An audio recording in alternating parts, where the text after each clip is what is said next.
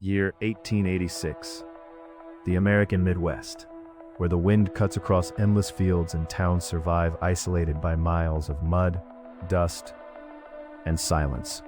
It all started when a family found a man dragging himself beside the railroad tracks, covered in dried blood and burning with an impossible fever.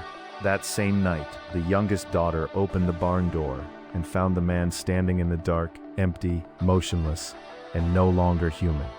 Before the next night had fully fallen, the buried girl returned and began knocking at the door with fingers bent like claws. In less than a week, the rumor spread across dirt roads, wooden churches, and train depots. The dead were moving. Sheriffs fired, preachers prayed, and farmers barricaded their homes. But the creatures felt no pain, no fear, and no mercy. In Black Hollow, the townspeople locked themselves inside the church. It worked for 2 nights. On the third, the pounding came from the basement. The refuge became a trap. By dawn, only broken, stained glass, overturned benches, and blood on the walls remained. Entire families fled in wagons.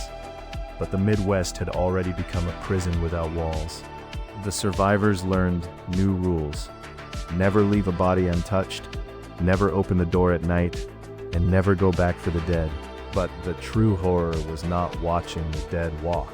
It was recognizing them. No one ever knew whether it was disease, punishment, or a curse.